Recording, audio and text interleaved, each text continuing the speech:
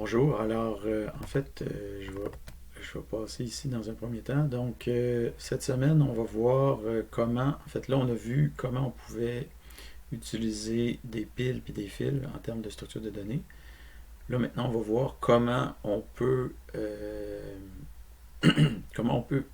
créer nous-mêmes une pile, si on veut. OK? Donc, c'est probablement la structure de données la plus facile à créer ou à coder, si vous voulez.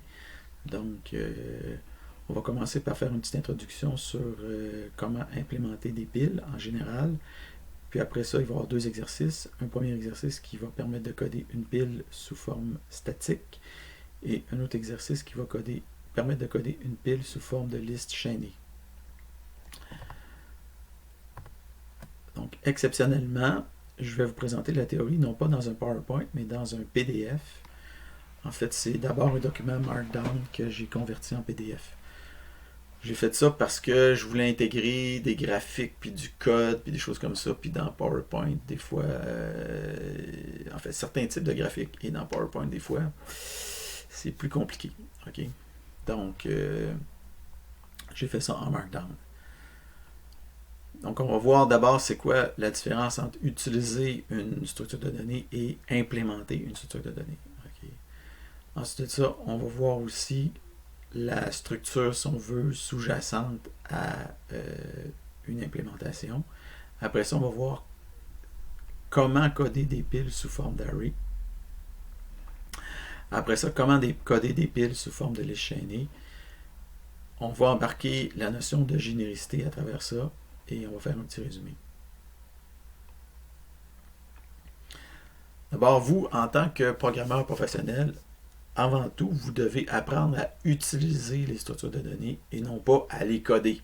Okay? Parce que souvent, ces structures de données-là sont déjà codées d'avance. Okay? Vous avez juste à les utiliser. Par exemple, en C#, vous voulez une pile, vous faites new stack. Vous voulez une file, vous faites new que. Vous voulez un dictionnaire, vous faites new dictionary. Okay? Vous voulez un ensemble, vous faites new H7. Ça fait que vous avez déjà un paquet de structures de données qui sont déjà codées pour vous. Vous avez juste à savoir en fait laquelle utiliser. Est-ce qu'on va utiliser une liste, new list? Est-ce qu'on va utiliser un array? Est-ce qu'on va utiliser une pile, une file, un dictionnaire, un ensemble, etc. Okay? Mais traditionnellement, dans les cours de structure de données, on ne fait pas juste se poser la question, on ne fait pas juste faire un inventaire des différentes structures de données et après ça, apprendre à utiliser ces structures-là. C'est sûr que c'est ça qui est le plus important d'une certaine manière, mais on acquiert aussi une certaine connaissance de la programmation et des structures de données en voyant, quand on ouvre le capot, comment ça se passe en dessous. Okay? Donc, en dedans, comment ça marche. Donc, c'est pour ça qu'on va aussi faire de l'implémentation de structures de données. Donc, ici, dans ce présent document-là, on va montrer comment, d'un point de vue, disons, théorique, en quelque sorte, c'est drôle de dire qu'on peut implémenter d'un point de vue théorique, mais disons que c'est juste parce qu'on va rester à un certain niveau. Okay? Puis on va voir aussi en pratique un peu comment ça peut se faire en C#. Donc, à la base, dans la mémoire de l'ordinateur, il existe deux structures de données fondamentales. Il existe une structure de données de type agrégation sous forme d'array, c'est-à-dire que vous avez un ensemble de données similaires les unes à la suite des autres, et vous avez aussi la possibilité d'avoir des structs qui sont des données différentes qui sont regroupées ensemble. Okay? Donc, ce qu'on appelle struct, en fait, c'est pas nécessairement le struct du C#, okay? C'est le struct, disons, fondamental qu'on retrouvait en langage C, okay? Et qui, en C#, en fait, peut être soit une struct ou soit une classe. Okay? Mais c'est plutôt le mot struct de façon générale, ou en fait, on appelle ça un struct, mais si on avait fait du Pascal, on aurait appelé ça un record. Puis en COBOL, on aurait aussi appelé ça un record.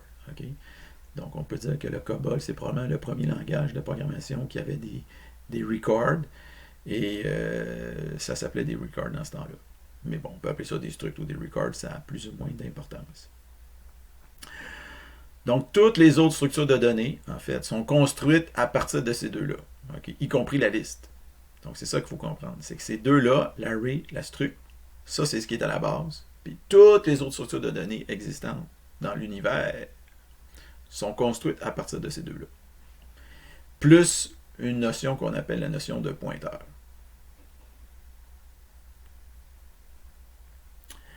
Donc, sans surprise, vous ne serez pas tout à fait surpris d'apprendre que, fondamentalement, il existe deux façons de coder des piles. Une façon qui est basée sur l'array, puis une façon qui est basée sur la struct et les pointeurs. Okay. Donc, une approche basée sur la composition, donc ici sur l'agrégation et l'array, puis l'autre approche basée sur la composition, donc la struct c'est la composition, et les pointeurs. Et ça donne ce qu'on appelle les listes chaînées. Donc, pour ce qui est d'une pile sous forme d'array, alors, les données de la pile sont stockées dans un array avec un compteur qui nous indique le nombre d'éléments qu'il y a dans la pile. Donc, typiquement, une pile, okay, c'est une classe. Vous allez coder ça comme étant une classe qui comprend deux champs, mais 3 si vous codez en C ou en C++. Okay. Donc, deux champs, vous allez avoir un champ count, qui est un entier, qui lui compte le nombre d'éléments que vous avez dans la pile, puis vous allez avoir un champ item, qui lui est un array, qui lui contient les items qui sont stockés dans la pile à partir de la position 0. Et vous allez, si vous étiez en C ou en C++, vous auriez un troisième champ qui s'appelle la capacity. Okay? Mais en C#, ce champ-là, capacity, vient avec l'array. Vous pouvez faire array.length, ça vous donne la capacity. Okay? Mais on le conserve, on peut quand même le conserver comme étant disons, une propriété, okay, en C#, alors que ce serait un champ en C ou en C++. Donc, la capacity, c'est la taille de l'array, en fait. Donc, c'est le nombre maximum d'éléments qu'on peut stocker dans la pile avant d'avoir un débordement. Ce qu'on appelle un stack overflow. Donc, comme on le dit ici, en C#, la taille de l'array fait partie de l'array lui-même avec la propriété ou sa propriété length. Donc, dans les langages de plus bas niveau comme le C ou le C++, la taille de l'array doit être stockée séparément de l'array lui-même. Donc ici, on aurait la classe, si vous voulez, qu'on aurait en C#.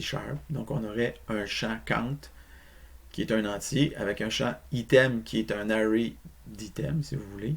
Après ça, on aurait 3 opérations fondamentales dans notre pile. On aurait push pour mettre un élément sur la pile. On a pop pour sortir un item ou un élément de la pile. Puis on a peek pour aller voir c'est quoi que l'élément au-dessus, c'est quoi qui est au-dessus de la pile, s'il y a quelque chose.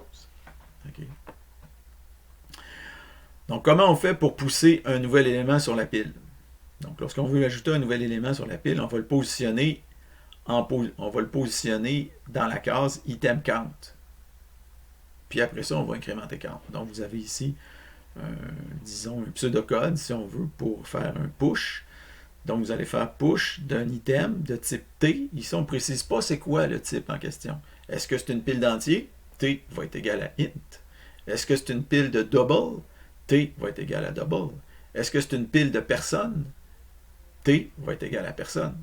Okay. Est-ce que c'est une pile de string? T va être égal à string. On ne précise pas c'est quoi le type T. On dit juste qu'il existe un type T. Okay. Donc, push item de type T. Qu'est-ce qu'on fait? On fait item count égale à l'argument qu'on a ici, qu'on nous a passé item. Donc, on met l'item en position item count. Et après ça, on incrémente count pour pointer vers la case suivante qui est libre dans notre array. Okay. Donc, par exemple, si on avait un array de taille 8, puis qu'on a poussé ABC dedans, on va avoir la structure suivante. Donc, count va être égal à 3, parce qu'on a poussé 3 éléments. Et en position 0, on va avoir l'élément A, en position 1, l'élément B, puis en position 2, l'élément C. Si jamais on fait push D, mais qu'est-ce qu'on va faire? On fait item 3, ici, item 3, donc ici, item 3 est égal à D, donc on va prendre D, on va le mettre ici, puis après ça, on va faire count++ pour incrémenter à 4. Okay. Débordement. Donc, qu'est-ce qui se passe si jamais l'array est plein puis qu'on souhaite ajouter un nouvel élément dans la pile? Alors, il y a deux variantes possibles. Vous avez deux types de piles. Vous avez des piles à capacité fixe, ou on pourrait appeler ça des piles statiques. Okay? Donc, une pile à capacité fixe, c'est une pile dans laquelle l'array, une fois qu'on l'a alloué, par exemple de taille 100, il ne bougera plus jamais, il ne s'agrandira jamais. Il va toujours rester à 100. Okay? Pour la durée de vie de la pile. Okay? Donc, qu'est-ce qui va se passer à ce moment-là si l'array a une capacité de 100, puis qu'on essaye de faire un push après avoir déjà 100 éléments dans notre pile, on va avoir ce qu'on appelle un Stack Overflow. Okay? Donc, une exception va être levée parce que la taille de notre array à l'intérieur, sous le capot, ne peut pas augmenter.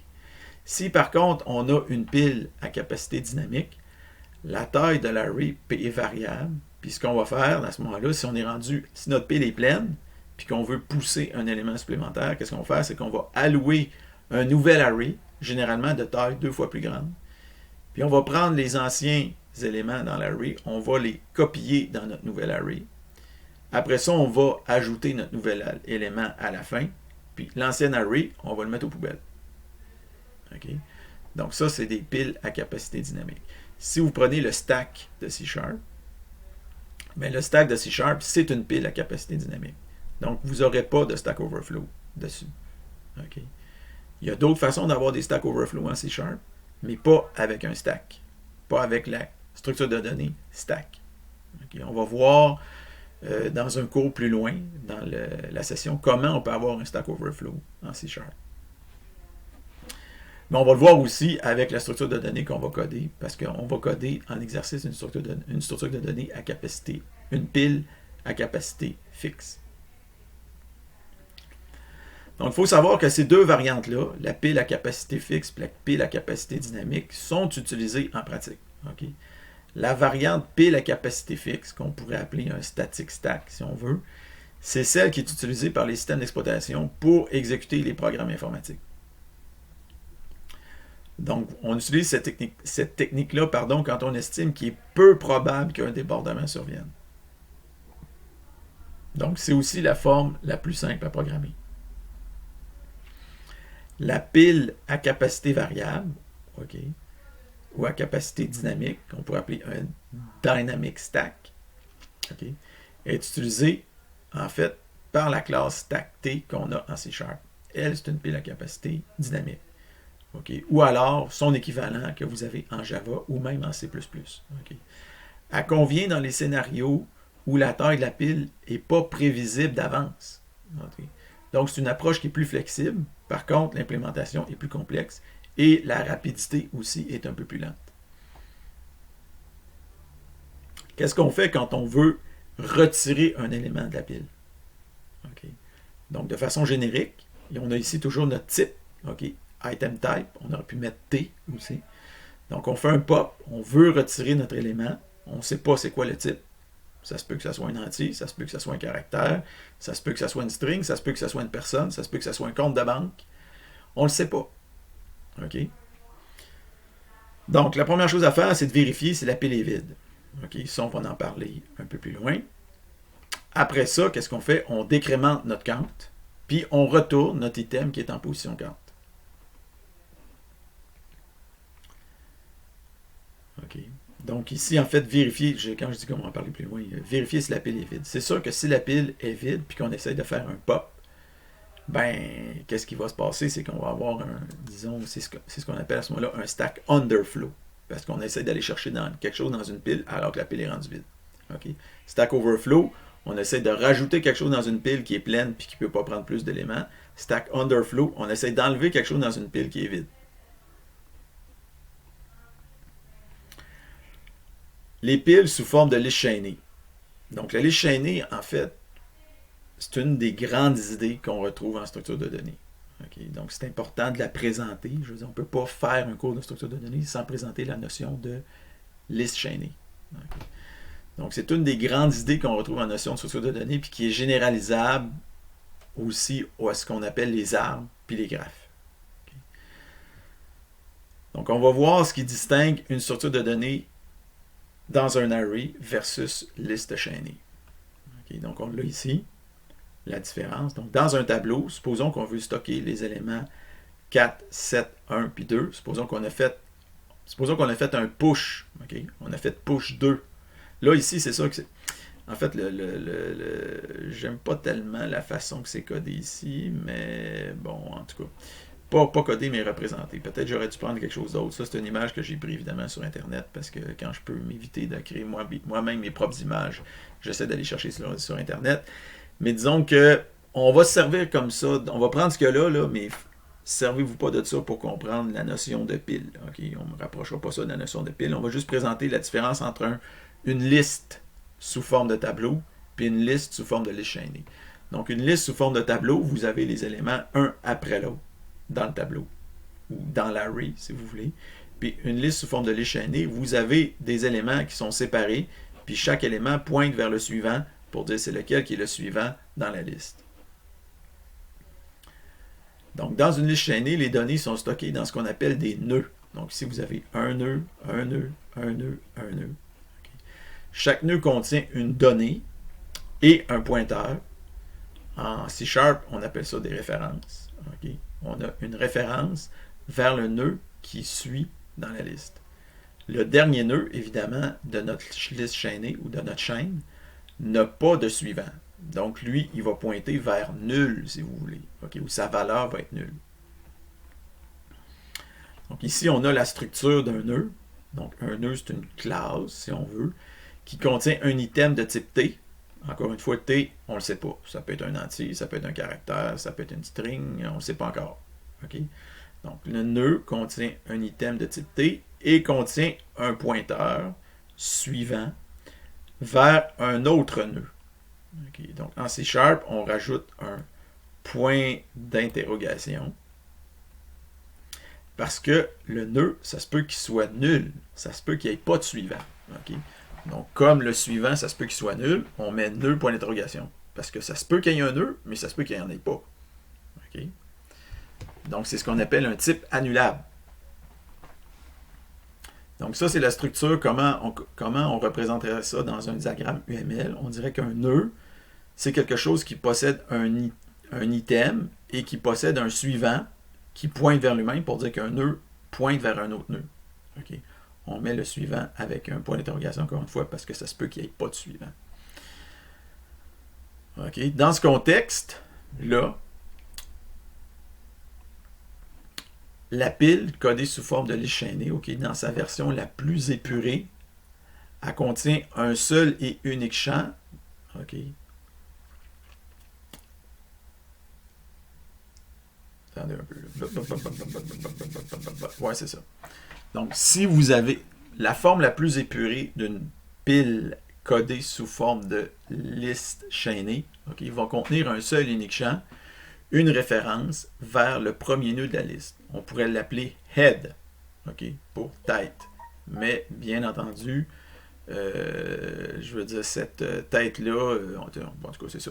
Donc, la tête de notre liste, là, je l'ai appelé head parce que ça, tout ici, ce que j'ai mis, tout ici est en anglais. Donc, j'ai décidé de l'appeler en anglais. Okay. Donc, la tête de la liste. Évidemment, si la liste est vide, cette tête-là est nulle. Okay. Puis, le count qu'on a ici, en fait, on a la tête de la liste ici, comme on le voit, qui pointe, qui est un nœud, mais qui est potentiellement nul si la liste est vide. Count, ici, devient une propriété. Okay. Ça devient une propriété, et cette propriété-là, ça va être une propriété calculable qui va nous permettre de trouver combien qu'on a d'éléments dans notre liste.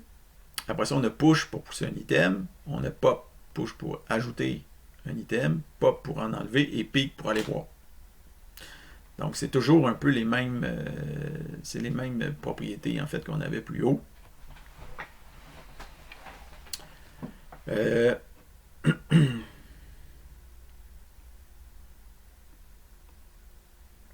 Donc, supposons qu'on fait push A, push B, puis push C. Qu'est-ce qu'on va avoir comme résultat? On va avoir quelque chose qui va ressembler à ça. Donc, on va avoir notre pile, ici, structure de données, et notre nœud, ici, head, va pointer vers le nœud 3, ou le troisième nœud qu'on a créé qui contient la valeur C, qui lui-même va pointer vers le nœud 2 qui contient la valeur B, qui lui-même va pointer vers le nœud 1 qui contient la valeur A. OK?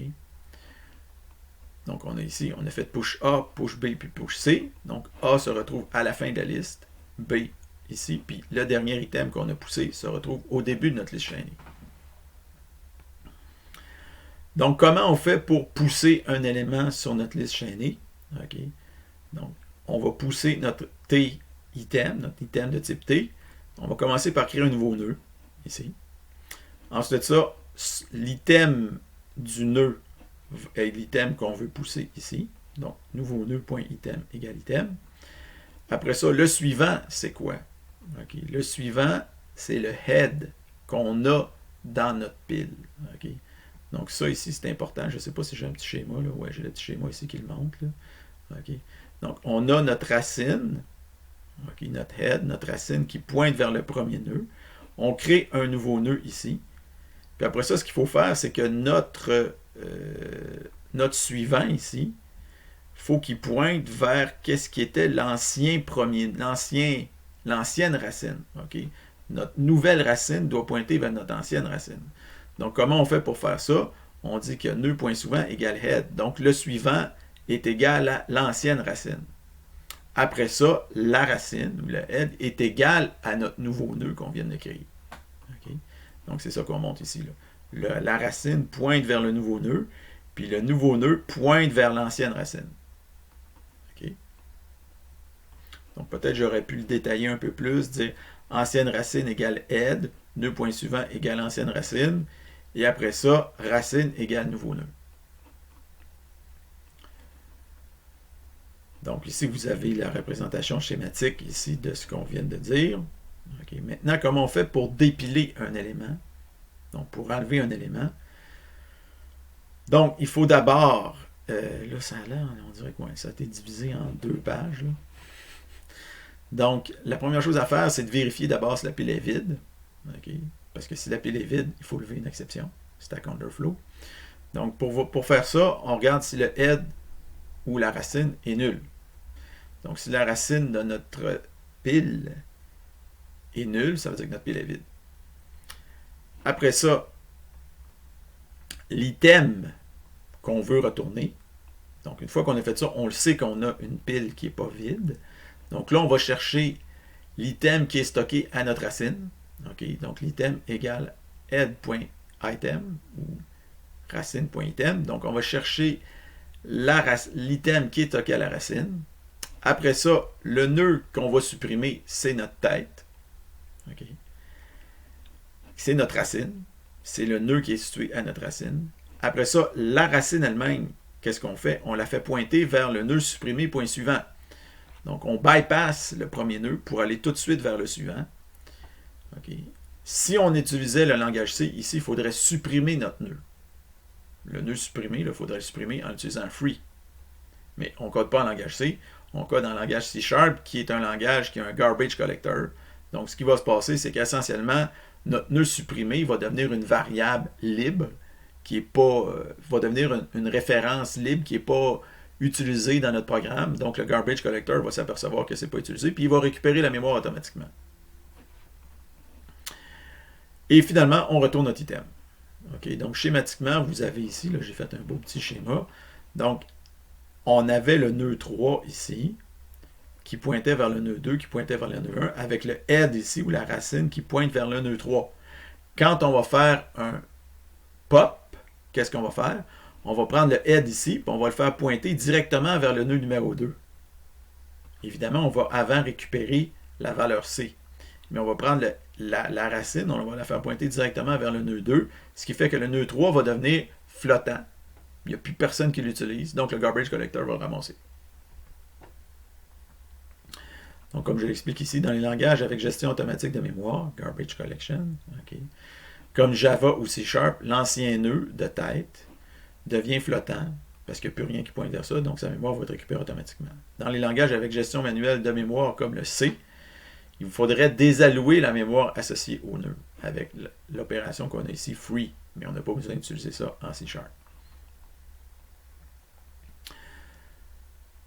Donc, c'est important de comprendre que cet algorithme-là va fonctionner même si on a un seul élément dans la liste. Okay? Donc, qu'est-ce qui va se passer si on a un seul élément dans la liste? On va voir ici notre stack qui va pointer, notre head ici, notre racine qui va pointer vers notre nœud 3, par exemple.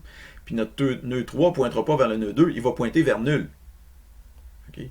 Fait que quand on va supprimer notre nœud 3 ici, quand on va faire un pop, notre head va pointer vers le suivant du nœud 3, puis le suivant du nœud 3, c'est nul. Donc, notre head va pointer vers nul. Ce qui veut dire que notre liste va se ramasser vide. Okay? Donc, ça fonctionne même si on a un seul élément dans la liste. Donc, c'est très, très, très, très astucieux, cette affaire-là. Okay? Donc, même juste...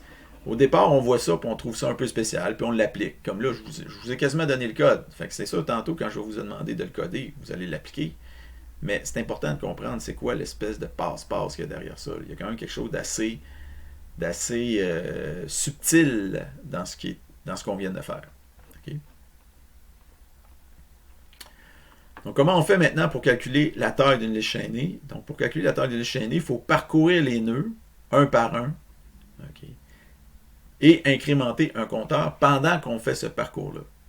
Donc, comment on va faire pour faire le parcours en question? On va se définir une variable courant qui va pointer vers la racine au départ de notre liste chaînée. Au départ, la taille, évidemment, c'est 0. Après ça, tant que courant est différent de nul. Okay? Donc, tant qu'on a un nœud suivant,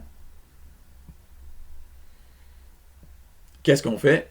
On incrémente la taille, puis on passe vers le suivant du nœud suivant. Okay? Donc, on fait courant égale courant point suivant. Et là, on continue. Est-ce qu'on a atteint la fin de la liste? Non. On incrémente la taille, on passe au nœud suivant. Est-ce qu'on a atteint la fin de la liste? Non. On incrémente la taille, on passe au nœud suivant. Est-ce qu'on a atteint la fin de la liste? Oui. Parfait, on retourne à terre. Okay?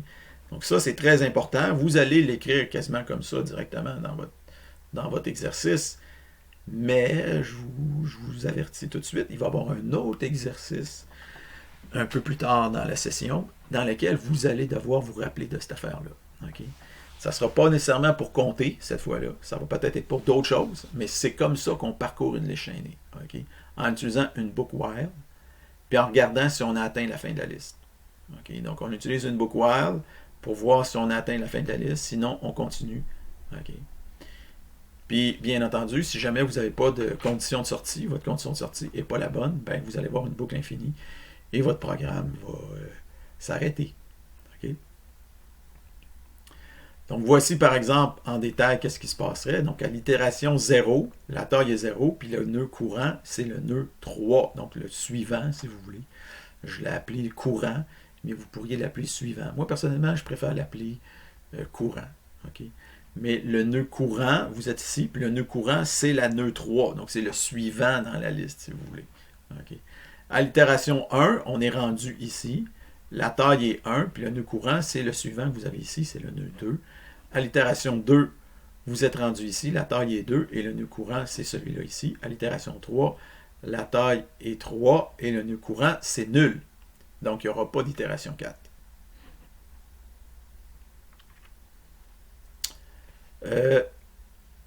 Dans les algorithmes qu'on a présentés dans ce document-là, jamais, à aucun moment, on a précisé la nature de ce qui est stocké dans la pile. Est-ce que c'est des entiers, des doubles, des personnes, des comptes bancaires, etc. On n'a rien dit à propos de ça. C'est parce que nos algorithmes qu'on a présentés ici sont génériques. Donc, ils fonctionnent avec tous les types de données. Okay? On va voir comment on peut coder effectivement des structures de données génériques dans les exercices. Donc, en résumé, on vient de voir qu'il y a fondamentalement deux structures de données pour implémenter des piles, soit qu'on utilise les tableaux, soit qu'on utilise les chaînées. Dans le cas des tableaux, il y a deux possibilités. On peut utiliser des tableaux de taille fixe ou des tableaux de taille variable. Ce qui donne place à, ici, trois façons de coder une pile. Soit qu'on utilise une pile statique, une pile dynamique ou une pile chaînée. Okay? Donc, en anglais, si on veut leur donner des noms, on pourrait l'appeler static stack, dynamic stack ou LL stack pour linked list stack. L'implémentation sous-jacente sous forme de tableau. OK, là, je vais désactiver ici C'est ça, je vais me désactiver mon visage. Donc, soit qu'on veut utiliser comme implémentation sous forme de tableau ou de liste chaînée, la capacité d'une pile statique est fixe, une pile dynamique croît avec l'usage, une pile chaînée, en fait, la capacité est en quelque sorte illimitée parce qu'il n'y a pas d'array là-dedans. La mémoire utilisée dans le cas d'une pile statique est fixe. Dans le cas d'une pile dynamique, elle croît avec l'usage. Dans le cas d'une pile chaînée, c'est-à-dire fixe, ici, est plus ou moins proportionnée à la taille ou à la capacité de notre pile. Et dans une pile chaînée, est effectivement proportionnée à la taille de notre pile. Okay.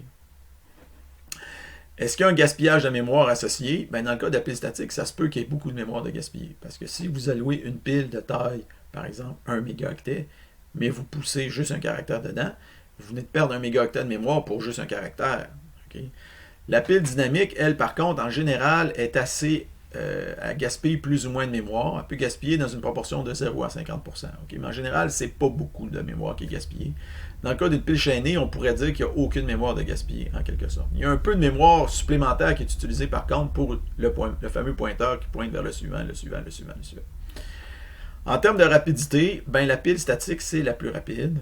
La pile dynamique est un peu moins rapide. Quand on dit plus ou moins rapide, là, ça ne veut pas dire lente.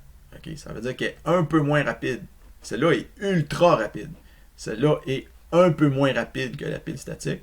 Puis celle-là, la pile chaînée, est aussi extrêmement rapide, mais un peu moins rapide que la pile dynamique, qui, elle, est un peu moins rapide que la pile statique. OK?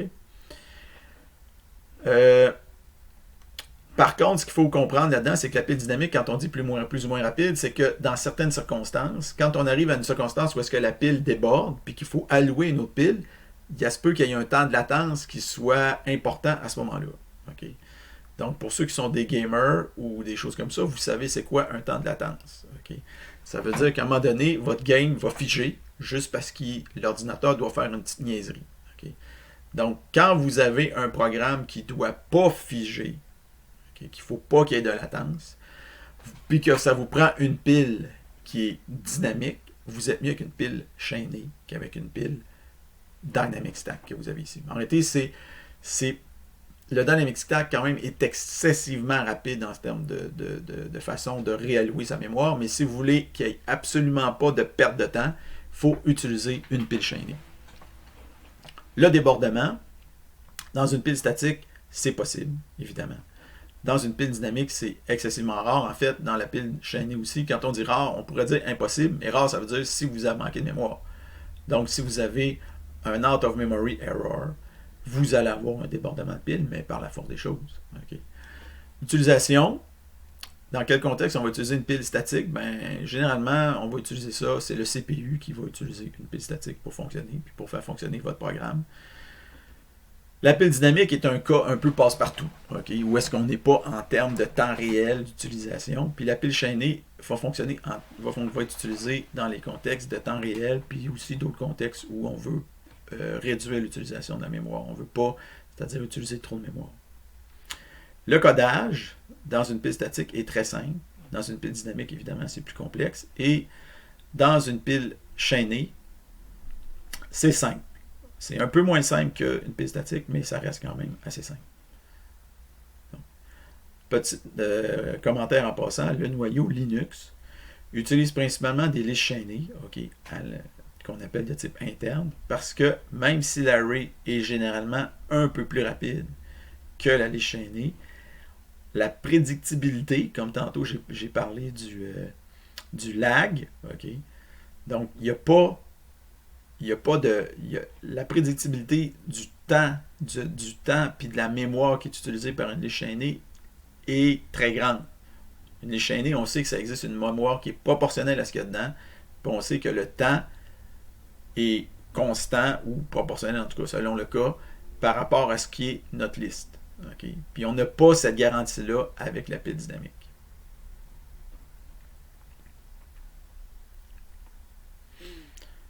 Donc, dans un programme qui n'est pas temps réel, une pile dynamique comme ce que vous avez en Java avec l'array stack ou en C# avec le stack fait généralement très bien le travail demandé, puis vous ne devriez pas vous casser la tête, vous utilisez ça, puis ça fonctionne bien. Okay. Étant donné la simplicité puis le codage de la pile statique et de la pile chaînée, la plupart des langages de programmation ne vont pas vous fournir d'implémentation clé en main pour ces structures-là. Donc, c'est le cas du C# et du Java. Vous n'avez pas pile, linked list, stack, vous n'en avez pas en C#, vous n'en avez pas en Java, qui viennent directement avec le langage. Okay. Donc, nous, ce qu'on va faire, c'est qu'on va pallier à cette lacune-là, puis on va coder ces structures-là. Okay. La pile statique et la pile chaînée, on va les coder en exercice. Donc voilà, ça termine cette présentation.